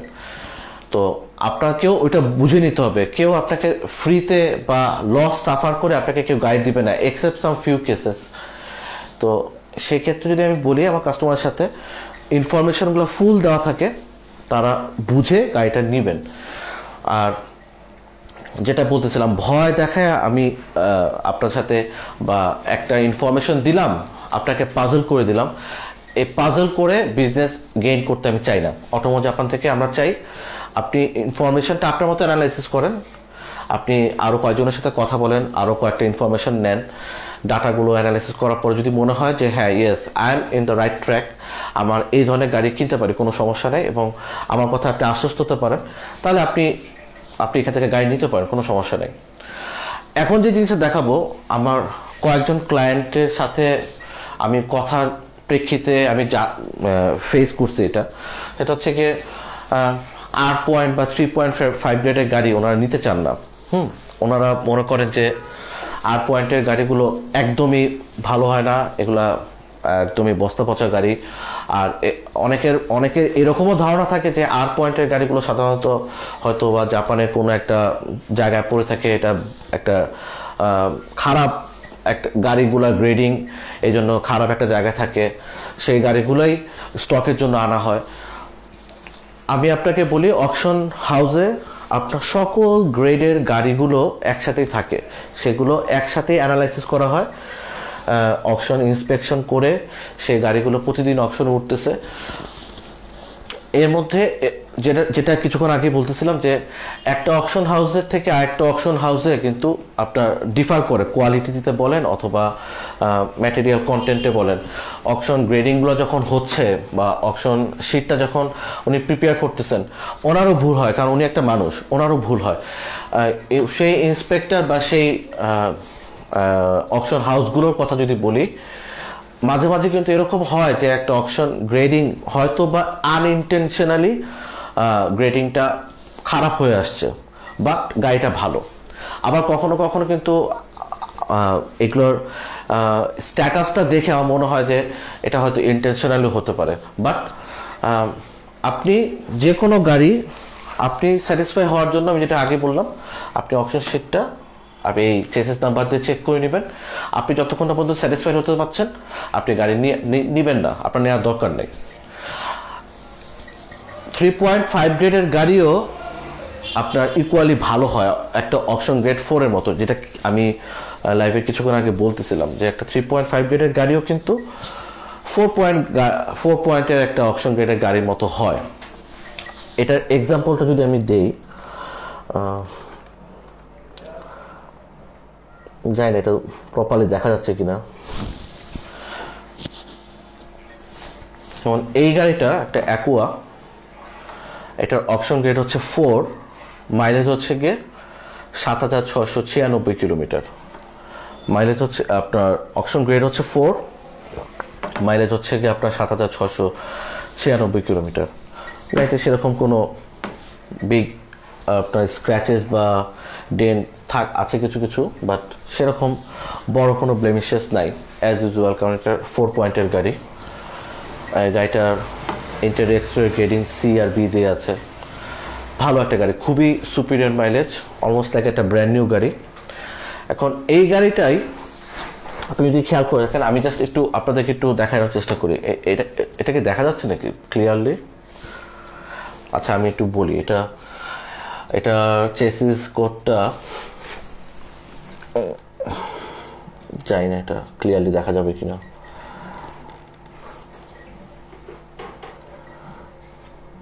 একটা মিনিট।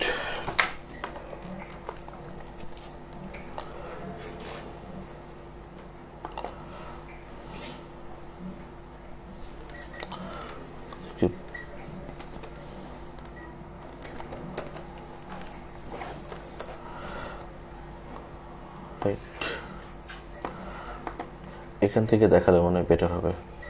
চেসিস কোডটা দেখানোটা ইম্পর্ট্যান্ট, কারণ ওটা দিয়ে বুঝতে হবে।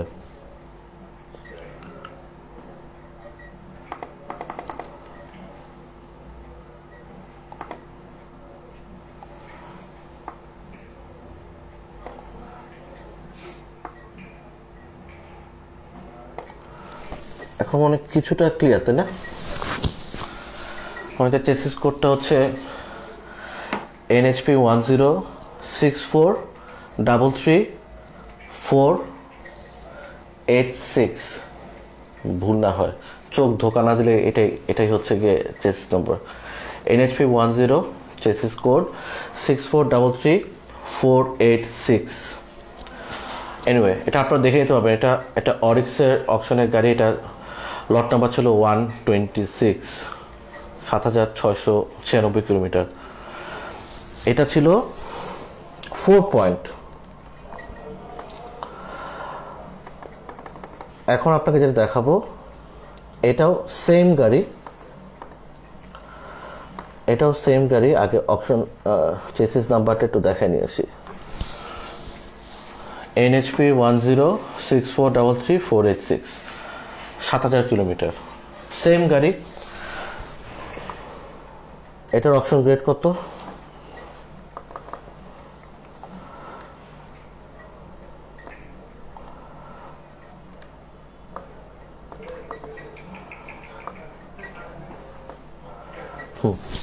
এই যে NHP 106433486 7000 কিলোমিটারের গাড়ি।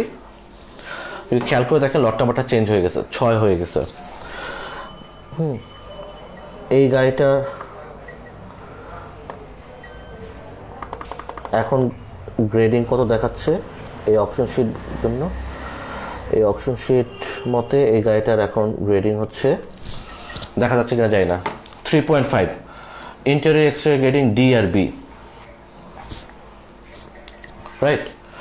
মানে এই গাড়িটাই আমরা কিছুক্ষণ আগে দেখে আসছিলাম, এই যে NHP 106433486 7000 কিলোমিটার গাড়ি। আগেরটা ছিল 126 নাম্বার লট নাম্বার গাড়িটা, 6 নাম্বার লট নাম্বারের গাড়ি। এটা 3.5 হয়ে গেছে এখন। ইন্টেরিয়র এক্সটেরিয়র গ্রেড হচ্ছে ডি আর বি। মাইলেজ একই আছে, মাইলেজ একই আছে। গাড়ি সেম অকশন হাউসে, সেম অকশন হাউসে। এটা আগে 4 পয়েন্ট ছিল, 4 পয়েন্ট থেকে আপনার এটা 3.5 হয়ে আসছে। এখন এই জিনিসটা কিন্তু নর্মাল, খুবই কমন ফেনোমেনা। আপনারা যারাই বলেন যে অকশন গ্রেড 3.5 নেওয়া যাবে না, তাদের ক্ষেত্রে হয়তো এই জিনিসটা একটু ব্যাড বাজের মতো আসতে পারে, but it's very true my brother. এটা 4 পয়েন্টের গাড়ি, বাট এটা 3.5 গ্রেড হয়ে দেখাচ্ছে এখন। আচ্ছা, আপনারা চাইলে, আপনার যাদের অপশন এক্সেস আছে তারা চাইলে কিন্তু এটা চেক করে নিতে পারেন। আমি চেষ্টা করছি এক্সাম্পল দিয়ে দেখার জন্য। আমি মুখ দিয়ে বললাম যে 4 পয়েন্টের গাড়ি কখনো কখনো আপনার 3.5 গ্রেডের গাড়ি 4 পয়েন্ট গাড়ির মতো হতে পারে, এটা মুখ দিয়ে বলার কিছু নেই। আমি জাস্ট চেষ্টা করলাম যে আপনাদের সাথে একদম এক্সাম্পল দিয়ে দেখা দেওয়ার জন্য। এবং সারপ্রাইজিং ফ্যাক্ট হচ্ছে গিয়ে, আমি এটাও একটা স্ক্রিনশট নিয়ে রাখছিলাম, হ্যাঁ, যে এই গাড়িটা আমরা দেখছিলাম। হ্যাঁ, আপনারা তো জানেন হয়তো বা অনেকেই ইনফরমেশন এইটা আছে আপনাদের কাছে ধারণা, যে আপনার গাড়িগুলো আপনার মাইলেজটা যেটা অপশন শিটে থাকে সেটা এখানে রাউন্ড আপ করা থাকে। দ্যাটস ওয়াই ওইটা 7900 সামথিং ছিল, এটা 600 সামথিং বা 900, এটাকে 8000 কিলোমিটার দেখা দেওয়া হচ্ছে। আপনি যদি দেখেন, আমরা দেখে আসছিলাম 3.5 গ্রেডের গাড়ি ছিল একটা অ্যাকুয়া, 6 লট নাম্বার ছিল 6, রাইট? এই 6 লট নাম্বার গাড়িটা 2020 সালের অক্টোবরের 20 তারিখে অকশনে উঠল। হ্যাঁ, তখন এই গাড়িটার অকশন গ্রেড ছিল 3.5, মাইলেজ ছিল 8000 কিলোমিটার, লট নাম্বার ছিল হচ্ছে 6। এই গাড়িটাই 1 মাস পরে নভেম্বরের 17 তারিখ গাড়িটা উঠল, সেম মাইলেজ দিয়ে গাড়িটা আসলো। তখন কিন্তু অকশন গ্রেডটা 3.5 থেকে 4 হয়ে গেছে, এবং গাড়িটা তখন বিক্রি হয়েছে। আগেরবার বিক্রি হয় নাই, এরপর এবার বিক্রি হয়ে গেছে 5,72,000 ইয়েন দিয়ে। একই অকশন হাউস, কিন্তু অরেক্স ফুকুওকা থেকে গাড়িটা বিক্রি হয়েছিল। এই জিনিসটা হয়, তো এই জন্য বললাম যে আগে যখন গাড়িটা অকশনে ইন্সপেকশনে ছিল তখন হয়তো একজন ইন্সপেক্টর এটাকে 3.5 রেটিং করে রাখছেন। পরের বার যখন গেল তখন হয়তো বা আরেকজন ইন্সপেক্টরের হাতে এই গাড়িটা আসছে, উনি এটাকে কিন্তু আর তখন 3.5 রাখেন, এটা 4 করে দিয়েছে। আমি জাস্ট এটা প্রজেক্ট করানোর চেষ্টা করতেছি, আপনাদেরকে বোঝানোর চেষ্টা করতেছি যে 3.5 গ্রেডের গাড়িও ভালো হয়। আপনি চাইলে একটা 3.5 গ্রেডের গাড়ি নিতে পারেন। অকশন গ্রেড 4 এর অবসেশন থেকে যদি একটু বের হতে পারেন তাহলে হয়তো বা আপনি একটা 3.5 গ্রেডের একটা ভালো গাড়িও আপনি পিক করতে পারেন। বাট কারণ হু নোজ, আপনি এই গাড়িটাই হয়তো অন্য একটা অকশনে গেলে বা অন্য একটা ইন্সপেক্টরের হাতে যখন যাবে, সে হয়তো এটাকে 4 করে দিতে পারতো। বা আপনি নিজের মতো করে অ্যানালাইসিস করে নেন না। আপনি যদি নিজের মতো করে অ্যানালাইসিস করে নেন তখন দেখবেন যে আসলে এই জিনিসগুলো ক্লিয়ার হয়ে যাবে। খুব বেশি কি ব্লেমিশেস বা খুব বেশি কি পার্থক্য থাকে 3.5 বা 4 গ্রেডের ভিতরে? আমার কাছে এরকম মনে হয় না। আবার 3 পয়েন্টের গাড়িও আপনি পিক করতে পারেন। একটা 3 পয়েন্টের গাড়ি আমি যাই না, আমি আমার এখানে আমার ক্লোজ ফ্রেন্ড বা ভাই একজন তারিক ভাইয়ের কাছে একটা গাড়ি আমি নিজে পার্সোনালি দেখছি। এটা একটা 3 পয়েন্টের গাড়ি, মাইলেজ আপনার 2000 কিলোমিটার। তো আপনি চাইলে ওগুলো গাড়ি পিক করতে পারেন। একটা গাড়ি আপনার সবসময় 4 পয়েন্টেই নিতে হবে, এই ধারণা থেকে আপনি যদি বের হয়ে আসেন দেখবেন যে আলহামদুলিল্লাহ আপনার জন্য গাড়ি কেনাটা সাশ্রয়ী হবে, ফলপ্রসূ হবে। আচ্ছা,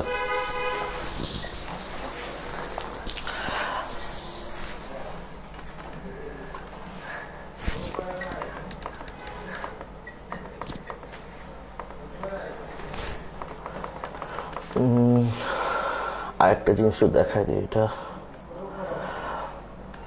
আচ্ছা, আর পয়েন্টের গাড়ি বা আর এ গ্রেডের গাড়ি, এটা নিয়ে অনেকের বিরাট ভয় আছে যে এগুলা একদমই ভালো গাড়ি না।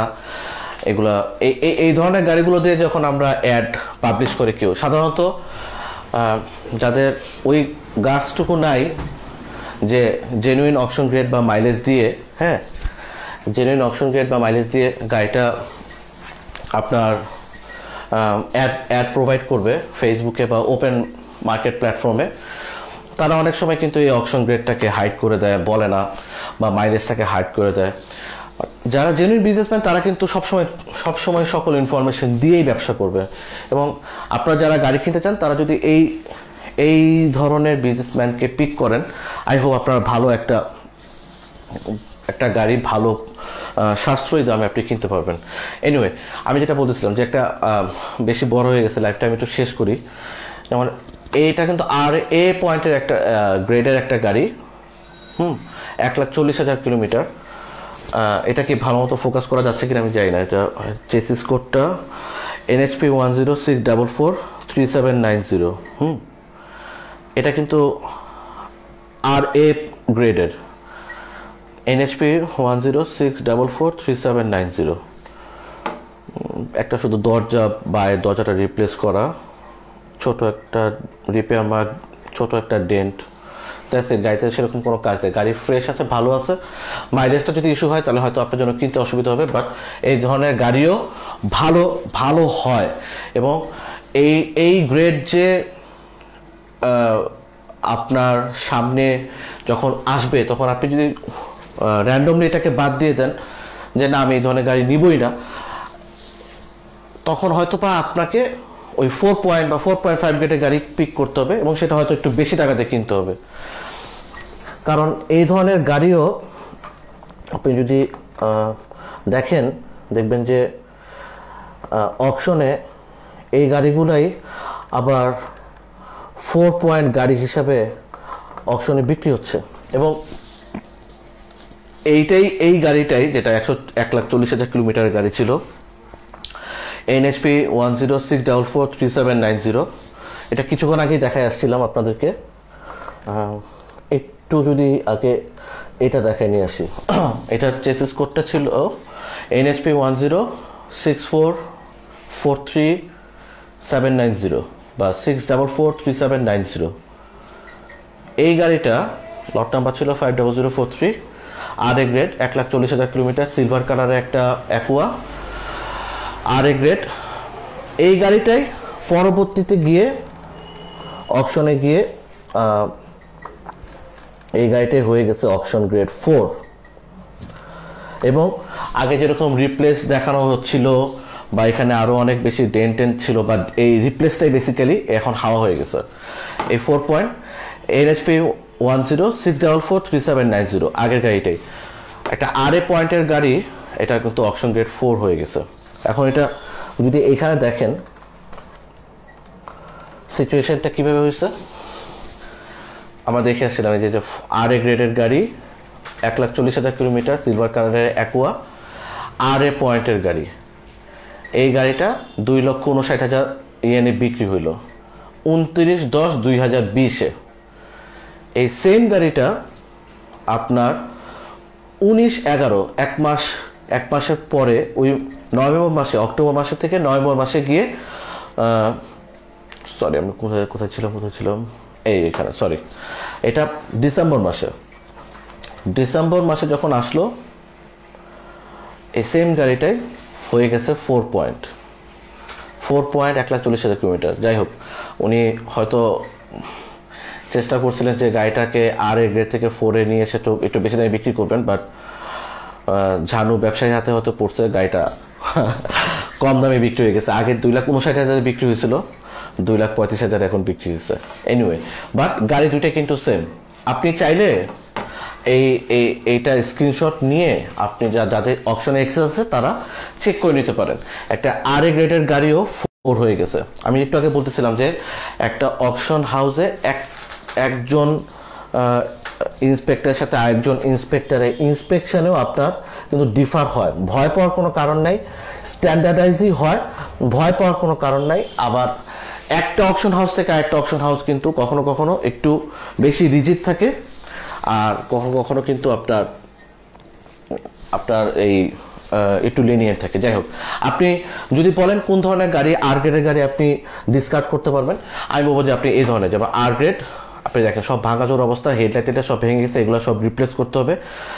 এই ধরনের গাড়ি আপনি ইম্প্যাক্ট অ্যানালাইসিস করে বোঝা যায় এই গাড়িটা সামনাসামনি কোথা থেকে কলিশন হয়েছিল, যার কারণে এই অবস্থা হয়েছে। আপনি চাইলে এই ধরনের গাড়িগুলো আপনি ডিসকার্ড করতে পারেন। হ্যাঁ, আবার আপনি যদি একটা R পয়েন্টের গাড়ি, আমি যদি হইতাম আমি অবশ্যই এই ধরনের গাড়ি, interior exterior B R grade, শুধু পিছনের আপনার এই ফেন্ডারটা রিপ্লেস করছে, 46,000 মাইলেজ, FL একটা প্রিমিয়াম R পয়েন্ট, বাট গাড়িতে কোনো সমস্যা নেই। 4 পয়েন্টের অবসেশন থেকে বের হয়ে যদি মনে হয় প্রাইসের বাজেটের ইস্যু থাকে, আপনি এই ধরনের R পয়েন্ট কিনলে কোনো সমস্যা হবে না, গাড়ি ফ্যান্টাস্টিকলি ভালোভাবে চলবে, গ্যারান্টিড। আবার এই ধরনের গাড়িও সিলেক্ট করতে পারেন, কোনো সমস্যা। এটা রিপ্লেস হয়েছে আপনার শুধু সামনের এই ফেন্ডারটা, এটা কোনো সমস্যা হওয়ার কথা না।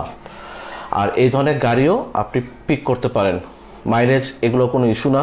53,000 মাইলেজ। যারা কম মাইলেজের গাড়ি কিনতে চান, মাইলেজ 0 থেকে কম শুরু হয়, এখন যদি 20,000 মাইলেজও কারো কাছে অনেক বেশি। বাজেট ভালো থাকলে আপনি যে কোনো ধরনের গাড়ি কিনতে পারবেন। যদি বাজেট একটু কম থাকে তাহলে আপনার আমার মনে হয় গাড়িগুলো সম্পর্কে একটু আপনি সচেতন হয়ে গাড়িগুলো আপনি কিনবেন, অকশন গ্রেড এগুলো সম্পর্কে একটু রেশনাল হয়ে কিনেন। এনিওয়ে, আমি জাস্ট শেষ করি, অনেক রাত হয়ে গেছে। থ্যাংক ইউ সবাইকে যারা আমাদের সাথে একটু কথা বলতে চান। ফোনে আমি এন্টারটেইন হয়তো করতে পারতেছি না, আমাদের একটু অফিসে আসেন, আমরা সামনাসামনি কথা বলি, চেষ্টা করব সময় দিয়ে আপনার সাথে কথা বলার জন্য, আপনার রিকোয়ারমেন্টগুলো বোঝার জন্য। আলহামদুলিল্লাহ আমাদের এখান থেকে আমরা কোয়ালিটি গাড়ি আপনাদেরকে প্রোভাইড করার চেষ্টা করতেছি। সেক্ষেত্রে আপনারা আসেন, আপনাদের রিকোয়ারমেন্টগুলো নিয়ে আমরা বসে আমাদের তরফ থেকে হার্ড অ্যান্ড সোল ট্রাই থাকবে আপনাদেরকে একটা ভালো গাড়ি দেওয়ার জন্য। আপনাদের নিজস্ব কমেন্ট অথবা আপনাদের কোনো ধরনের ভিউজ থাকলে আপনারা শেয়ার করতে পারেন, আমরা সবাই একসাথে উপকৃত হব। ঠিক আছে, আজকে লাইভটা শেষ করে দিচ্ছি। আল্লাহ হাফেজ।